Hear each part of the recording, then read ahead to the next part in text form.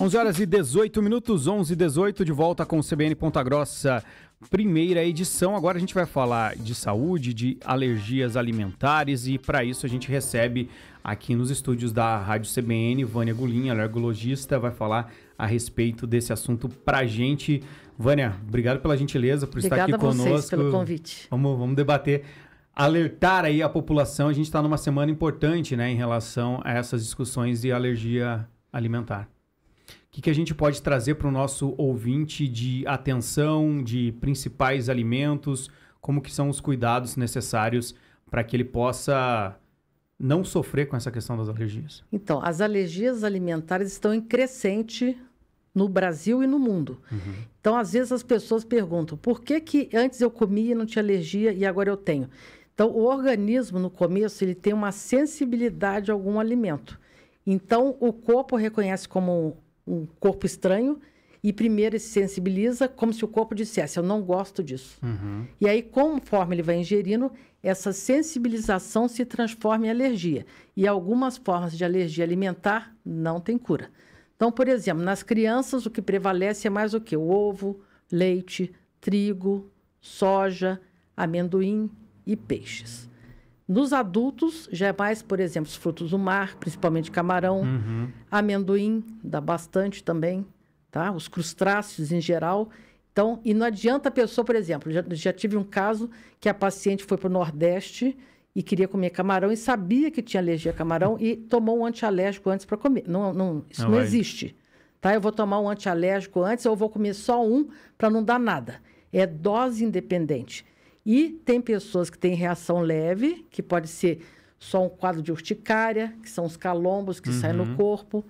Mas tem pessoas que podem ter reações mais moderadas e reações graves até o choque anafilático. Então, a gente já viu várias reportagens que saíram de pessoas que perderam a vida comendo, por exemplo, um bolinho de camarão. Então, e podem ser que tenham esses alérgenos ocultos em alguns alimentos. Então, por exemplo, tem uma festa junina agora. Então, agora é a época da festa junina. Então, o amendoim tem a paçoca, tem o pé de moleque, né? Ou então ele vai comer, por exemplo, o milho. Tem gente que tem alergia a milho. Então, a gente tem que pensar. Então, tem a pamonha, né? Existem pessoas que podem ter alergia, por exemplo, ao pinhão. Então, todos os alimentos têm alguma proteína alergênica, só que a pessoa tem que ser predisposta a desenvolver esse tipo de alergia. E algumas, com o passar dos anos, elas podem se curar, como, por exemplo, alergia ao ovo, ao leite, mas algumas praticamente não curam. Por exemplo, ao amendoim e outros, né, castanhas, nozes, castanha do caju, camarão, esses crustáceos, essas a pessoa pode conviver pro resto da vida. E sempre orienta o paciente a fazer o quê? Ler a embalagem, tem que ler a embalagem. Então, tem até a lei agora que lê o rótulo com letras maiores, porque antigamente a gente tinha que usar uma lupa para poder enxergar o que está escrito. Saber, né? Então, agora já, você descobria que tinha problema de vista, não de alergia. Tinha que levar uma lupa no supermercado. Mas agora já estão colocando a embalagem com letras maiores, mas mesmo assim eu peço para a pessoa ler. Tá?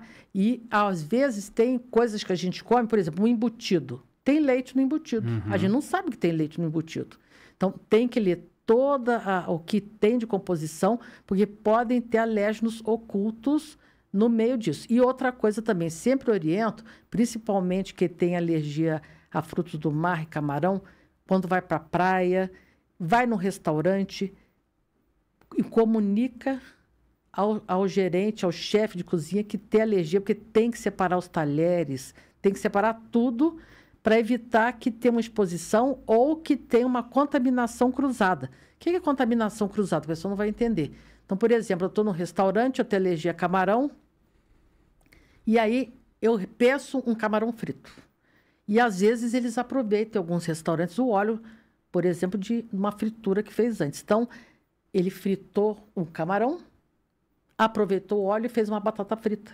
E vai servir essa batata frita para o cliente. A pessoa não pediu o camarão, pediu a batata frita, mas ela mesmo pode estar contaminada, e aí ela come a batata frita e tem reação, mas eu não tenho alergia à batata frita.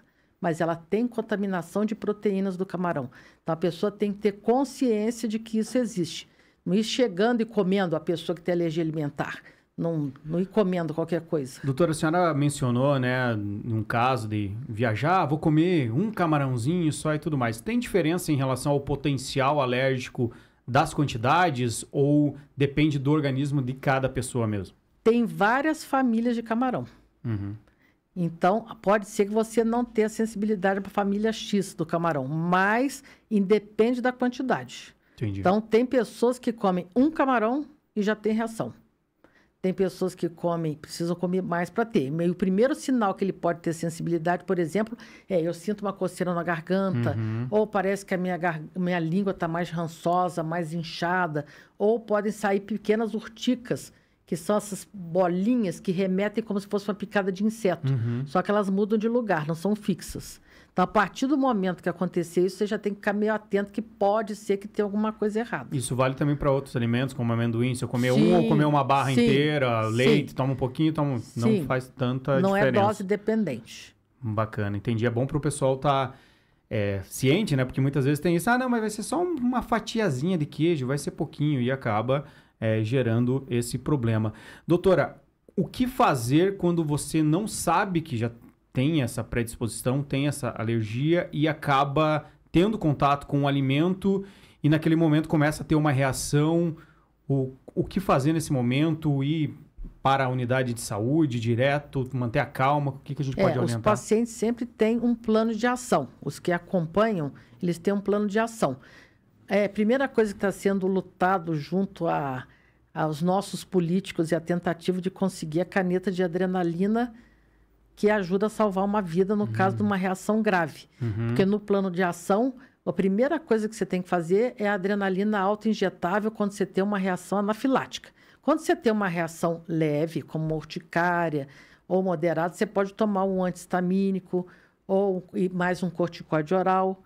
Mas na reação grave, obrigatoriamente, tem-se que ter a caneta de adrenalina, só que ela tem um custo muito grande porque ela é importada. Então, está se lutando a Sociedade Brasileira de Alergia há anos a tentar conseguir essa caneta para oferecer para esses pacientes mais graves, porque ela salva uma vida. Então, primeira coisa é a caneta de adrenalina. E aí tem outras medicações que você pode utilizar, por exemplo, chamar o SAMU. E eu sempre falo para o paciente, quando você tem uma reação mais grave, não vai direto, por exemplo, eu tenho um plano de saúde, eu vou para o hospital do plano de saúde. Você entra no primeiro lugar que tem assistência. Porque, às vezes, esse tempo que você leva para se deslocar de casa até o hospital é um tempo muito curto, mas que pode acontecer muita coisa nesse período. E você pode perder uma pessoa por isso. E, às vezes, você pode até chamar o SAMU e ele demorar também. Então, a gente fica entre a cruz e a espada, que a gente fala, né? Saber onde que pode ter esses atendimentos. Então, eu falo, tem um hospital perto, entra primeiro, eu vou pagar. Se tiver que pagar, pague, porque sai mais barato que uma vida, né? Eu acho que vida não tem preço. Sim, com certeza. Então, ele tem que ter um plano de ação montado. Então, os alergistas, eles montam um plano de ação para esse paciente, como que ele tem que conduzir. Mas a primeira coisa que ele tem que saber é que tem que excluir esse alimento. E orientar as pessoas que estão perto também, ou às vezes até ele tem uma reação e não comenta com os amigos. E é sempre bom ter os amigos perto também que saibam, porque eles podem ter para socorrer também, emergência. eventualmente, né? Muito importante nesse sentido. A senhora mencionou, né, de algumas alergias que elas podem se curar ao longo do tempo e outras que podem se desenvolver ao longo do tempo. O que a gente tem nesse sentido? Uma criança que tem uma alergia não ter quando se tornar adulto, ou um adulto que comia algum tipo de alimento quando era criança e tal, e depois foi desenvolver. Isso existe também, doutor? Existe. Então, você vai se sensibilizando ao longo do ano. Se você tem uma predisposição, você pode desenvolver alergia alimentar tanto com 1 ano, como com 30 anos, como com 50 anos. Mas existem alérgenos que são mais frequentes em crianças e tem os que são mais em adultos. Isso que a gente fala, adulto é mais o quê? Oleaginosa, são as sementes, né? Então, amendoim, castanha do Pará, pistache, caju, aquelas sementes. O peixe, os frutos do mar, são mais recorrentes nos adultos. E na criança fica mais, principalmente, leite e ovo, que pode, até a adolescência, se restabelecer, porque antigamente ouvia-se falar que as alergias alimentares, leite e ovo, curava com 5 anos de idade. Não existe mais isso. A gente tem adolescentes que ainda são sensibilizados E tem pessoas que, mesmo com alergia a leite e ovo, não curam. São a minoria, mas ainda existe isso. E agora tem outras equipes multiprofissionais no Brasil que estão trabalhando com dessensibilização, mas tem que ser equipe muito bem preparada, porque você vai expor o paciente a riscos de reação. Então, tem todo um trabalho montado com um custo, mas ainda são projetos novos que a gente não está utilizando ainda em consultório no primeiro momento. Doutora, para a gente encerrar agora 11h28, e para você saber se você tem uma alergia a algum alimento, é só com o consumo ou existe alguma outra forma, através de exames, situações nesse sentido? É só o contato? Você tem que ter uma exposição prévia para você se sensibilizar. A partir do momento que você é sensibilizado, aí você tem que ter um sintoma, que o sensibilizado, ele pode desenvolver alergia. Às vezes você faz um exame de sangue que mostra lá que ele é sensibilizado, mas ele come e não tem nada. Então, ele é liberado da alimentação. Agora, se ele é sensibilizado, ingere e tem reação, dependendo do tipo de reação, você faz um teste cutâneo para ver se de fato ele é sensibilizado e depois você pode fazer uma provocação oral para ver se o paciente vai ter reação ou não. Mas dependendo, se o paciente ver reação grave, você não vai expor ele a risco de vida. Importante, desde sempre, quando analisar alguma situação como essa, fazer o acompanhamento necessário. Suspeitou, marca o colega alergologista, né? E vai discutir o caso e vamos investigar. Tem que cuidar. E se você tem alergia, não come amendoim nessa época de festa junina, hein? Aproveita a quadrilha, dança ali, come um pastelzinho, mas deixa o amendoim de lado. Doutora, obrigado por conversar conosco aqui na CBN. A gente está sempre à disposição, porque tem muita informação importante nessa área, né? A gente estava conversando no intervalo sobre... Eu tenho a situação de um primo, né? Que descobriu, né? Teve a identificação agora da doença celíaca. Então, né? A doença celíaca é uma doença crônica, mas não é alérgica. Então, mas a gente pode falar a respeito disso na sequência.